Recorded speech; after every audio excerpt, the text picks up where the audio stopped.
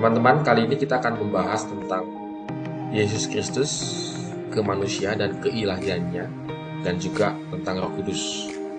Banyak orang yang terpeleset dengan kedua hal ini, karena mereka tidak mempelajarinya secara mendalam, apa yang dikatakan oleh Alkitab, dan bagaimana doktrin ini berfungsi dalam kehidupan orang percaya pada masa kini.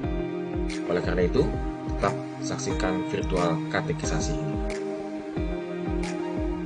Teman-teman, hari ini kita akan membahas tentang Yesus Kristus dan juga tentang Roh Kudus.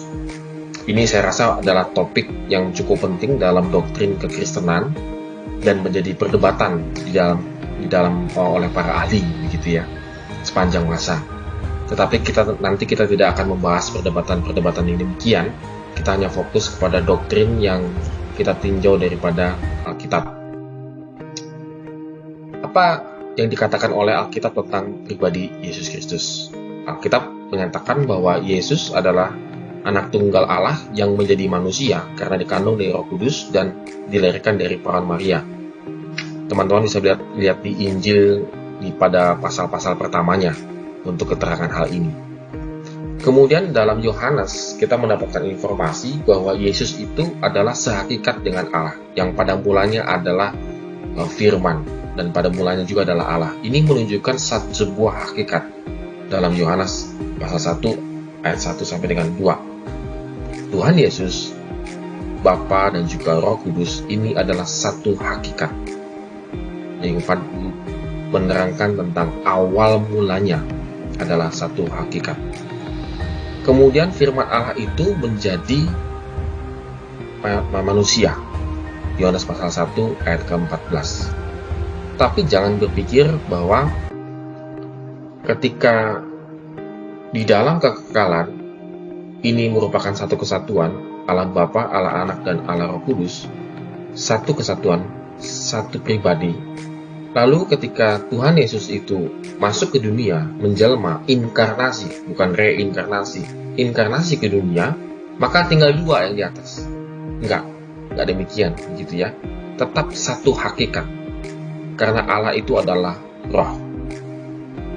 Oke, jadi Yesus Kristus menjelma, inkarnasi menjadi manusia.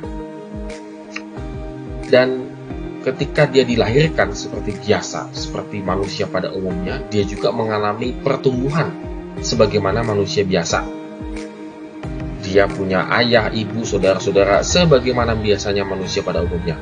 Salah satunya kita bisa lihat di Lukas pasal 2 ayat 52. Dan Yesus juga dicobai oleh iblis di padang gurun, tetapi Yesus menang tanpa dosa. Dia tidak jatuh ke dalam dosa. Statement ini dinyatakan oleh Ibrani pasal 4 ayat ke-15. Bagaimana dia dicobai sebagai manusia, tetapi dia tidak melakukan dosa. Karena dia tetap memiliki keilahian, atau dia juga adalah Tuhan. Ini menunjukkan keilahian Yesus. Kalau dia berdosa ketika dicobai di padang gurun, maka dia jadi manusia biasa. Tetapi jelas sekali dia tidak berdosa. Sepanjang hidupnya sebagai manusia biasa, dia tidak berdosa. Karena dia juga adalah Allah sendiri. Artinya dia juga adalah Allah. Sebagai anak Allah, ia menggenapi rencana penyelamatan untuk kita. Kita lihat Yohanes 3 ayat 16. Ini hanya bisa dilaksanakan oleh Yesus karena ia 100% manusia dan 100% Allah. Kenapa? Karena ia menjadi perantara manusia yang mewakili manusia yang berdosa dengan Allah. Biasanya dalam perjanjian lama ada korban menjadi perantara antara manusia dengan Allah ketika manusia minta pengampunan. Tetapi ini cukup satu, yaitu Tuhan Yesus Kristus. Ia mewakili manusia yang berdosa dan juga dia adalah Allah sendiri. Ini adalah korban penebusan yang paling tepat sekali untuk selama-lamanya. Karena dia menyelamatkan kita dengan darahnya dan dengan penderitaannya di atas kayu salib. Jadi kita ditebus dosa kita sekali untuk selama-lamanya hanya melalui Tuhan Yesus Kristus. Kematian, kebangkitan, kenaikan Yesus merupakan peristiwa yang terjadi dalam sejarah. Lukas pasal 1 ayat 194, teman-teman boleh membacanya. Bahwa bagaimana Lukas menerangkan segala peristiwa yang terjadi di Yerusalem sampai dengan kebangkitannya, itu adalah sungguh-sungguh sebuah peristiwa sejarah yang terjadi. Dan juga kematian, kebangkitan, kenaikan Yesus membuktikan bahwa ia telah berhasil menggenapi rencana Allah, menyelamatkan umatnya dari dosa. Bisa Efesus 1 ayat 17, Kolose 1 ayat 13, sampai dengan 14, Roma pasal 6 ayat yang ketiga. Ini benar-benar adalah sungguh-sungguh menggenapi daripada rencana keselamatan Tuhan untuk manusia. Di dalam kematian kebangkitan Yesus, dimengerti bahwa ia menyelamatkan umatnya dengan caranya adalah menebus kita dari perbudakan dosa. Menjadi kurban yang memuaskan tuntutan keadilan Allah sehingga meluputkan kita dari murka Allah. Jadi dia tadi yang saya bilang, dia menjadi kurban yang sangat tepat. Kematiannya menyebabkan iblis dan maut dikalahkan, sebab ternyata ia kemudian bangkit dari antara orang mati, dia hidup kembali. Kematian dan kebangkitannya menjadi jalan melalui persekutuan kita di dalam dia untuk kesembuhan kita dari kuasa dan penyakit dosa, sehingga kita boleh hidup dalam kemenangan kekudusannya. Jadi, teman-teman sekalian, bahwa kematian dan kebangkitan Yesus Kristus itu luar biasa berdampak bagi orang percaya, karena kita dimampukan kembali untuk hidup benar di hadapan Allah, untuk hidup kudus di hadapan Allah. Itu hanya melalui kematian dan kebangkitan Tuhan Yesus. Tanpa itu, kita tidak mampu untuk melawan dosa dan hidup yang kudus di hadapan Tuhan. Teman-teman bisa lihat di Ibrani pasal 7 ayat yang ke-25 dan juga Efesus 4 ayat yang ke-10 sampai dengan 12. Kita bisa membaca dari Kisah Rasul pasal 1 ayat 6 sampai dengan 11. Menyatakan bahwa ia akan datang kembali dengan cara yang kasat mata bagi semua orang. Jadi ketika itu Tuhan Yesus terangkat ke awan-awan, maka Alkitab mencatat bahwa dia akan kembali dengan cara yang sama. Artinya adalah sebuah kepastian bahwa dia akan datang kembali untuk kedua kalinya. Ia datang dalam kemuliaannya sehingga menjadi kesaksian peneguhan untuk semua orang percaya. 1 Petrus 5 ayat 4 menyatakan dengan sungguh-sungguh bahwa inilah yang menjadi kekuatan kita. Kenapa? Karena Tuhan Yesus telah menebus dosa-dosa kita, telah mati dan bangkit dari antara orang mati, dan dia terangkat ke surga.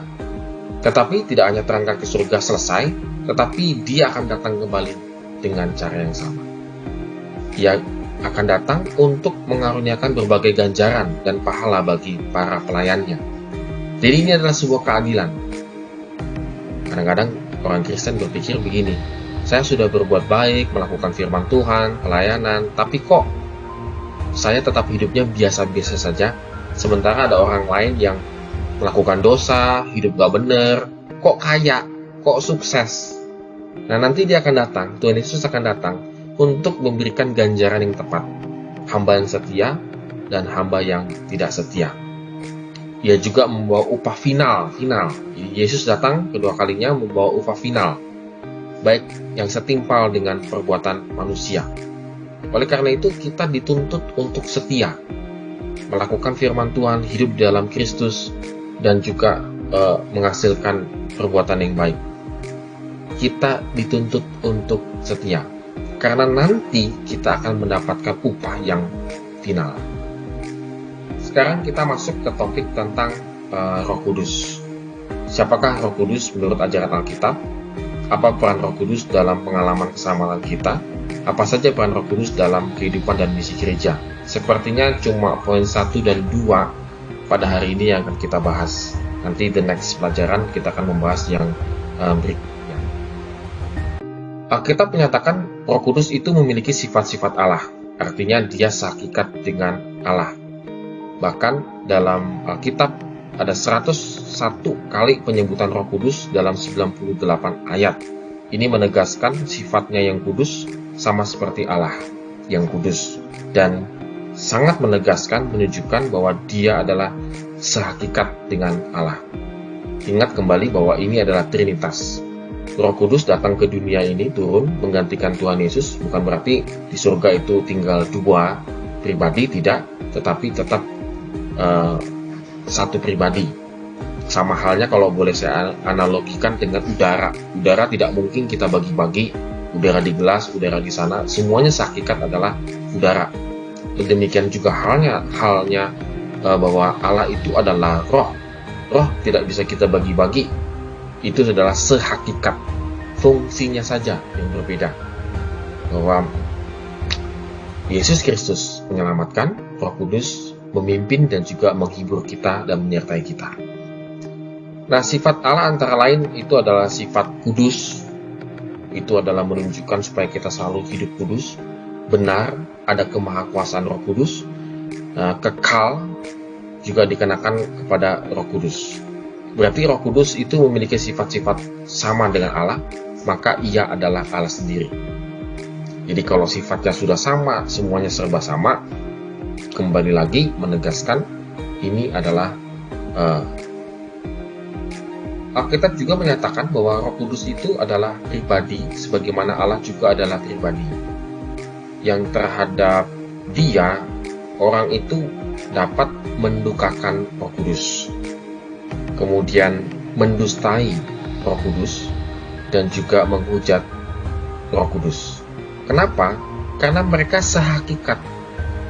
Mendustai Roh Kudus sama saja mendustai Allah, Bapa, dan juga Yesus Kristus. Menghujat Roh Kudus sama juga menghujat Allah Bapa dan juga Yesus Kristus. Jadi Alkitab mencatat ini satu pribadi yang sama. Jangan dipisah-pisahkan. Sehingga kalau menjadi dipisah-pisahkan, maka yang muncul adalah pengertian dan pengajaran yang salah.